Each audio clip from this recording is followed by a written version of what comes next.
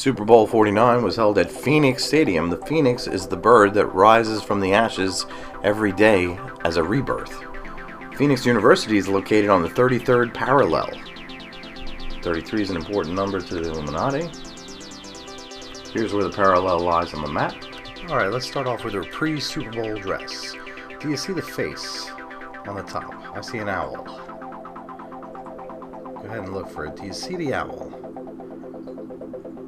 Like in the streets of DC, like the owl that's made by the streets, that's particularly the type of owl I see. See it line up? The Bohemian Grove uses an owl, and they worship Moloch, or a female named Minerva. The elite revere the owl because it can see in darkness, and therefore seeing what the others cannot see makes the owl wiser than other creatures. So now let's get ready for the analysis of the Super Bowl, or as Stephen Colbert calls it, the superb owl. Pepsi commercial starts off just abducting stuff like a UFO abducting Pepsi trucks, rock and roll equipment, Katy Perry's wig. Then they show you it's going to a UFO, and the UFO takes off and lands and is the stadium. This is possibly preparing the public for a false flag alien invasion, which they could take more control if they had a common enemy. According to Ronald Reagan, in a speech he gave at the UN during his presidency. So the Super Bowl 49 halftime show begins with the Pepsi logo made of lit-up orbs. Katy Perry enters on a mock giant lion robot with demonic glowing red eyes. Notice the lion is made of pyramids and it has a golden gag. Riches, but you must never tell. This is Mk-ultra sex kitten programming symbology. Also, the Egyptian meaning for lion is that of the raging heat of the sun. It can also be translated into the Eye of Ra. Most cultures revere the lion as a symbol of nobility. Now, how about the dress? Is she engulfed in flames? Or are those little flame demon wings sprouting from her back? In any case, she is to be worshipped high atop her golden lion. She then walks with the lion through the orbs as they part, and they look kind of like a tiger's eye. I included the lyrics here because she's talking about how she used to be meek and how she took the abuse. I mean, I think it's important. It relates to her programming.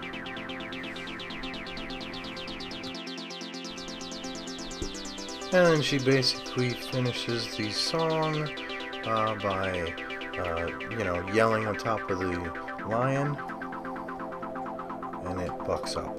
Lights go out, and now I have like the stage looks like an eye with the checkerboard Masonic floor that they always have. Now we zoom into the board and we see our pawn pieces, and they appear robotic in nature.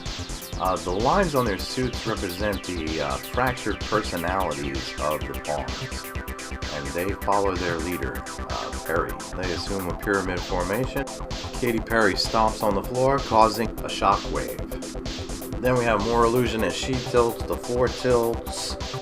Then the floor disappears just with pillars remaining, almost like the pillars of society, right? And then the pillars begin to crumble.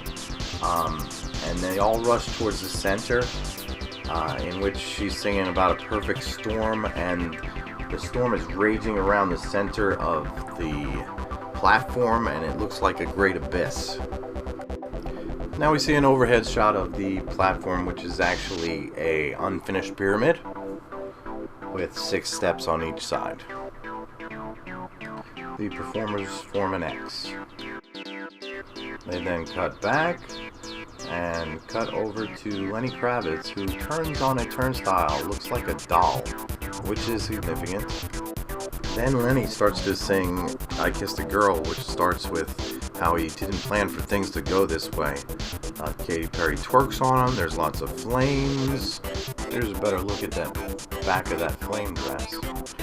Fiery explosions during the indoctrination of Lenny Kravitz. Here you can see Katy actually gets some air when she drops to her knees to simulate oral sex on Lenny. Looks at the crowd with a devilish look. And look at the microphone. The next song is Teenage Dream, and the unfinished pyramid has 6 steps on each side, and we can see 3 sides representing 666, number of the beast. In Mk-ultra mind programming, the subject is tortured and abused to the point in which their mind fractures and forms separate personalities in order to escape the abuse. This is what the beach balls represent. Much like the rainbow, the different colors each represent a different personality. Katy's dress makes her breasts out to be beach balls to be played with. In this frame, she had herself a quick grope. Then points to the sky, as above, so below. The surfboards form a vesicus piscis, which is sacred geometry's second form. The beach balls also represent people are half asleep and stupid.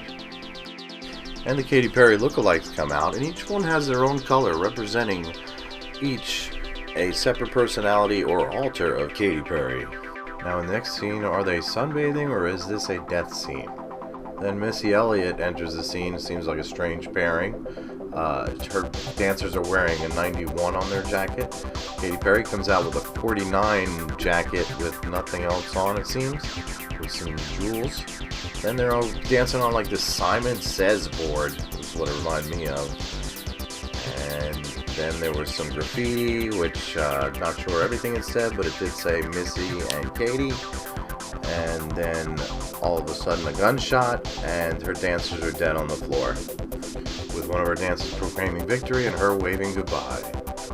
A closer look at her jacket reveals she has many corporate sponsors and family crests.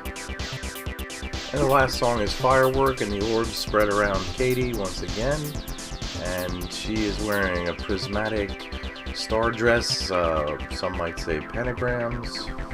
Katy is then lifted up on a shooting star lift, and they light it up, and she shoots across the stadium singing. Fireworks outside the Phoenix Stadium, and she assumes the Christ pose at the end of the song, and everything turns red. Then she gets back on the mic and assumes a near Heil Hitler pose. And the show ends with the orbs almost looking like spores and smoke coming out of the stadium, and cut to the Pepsi can. Hey, the more you know.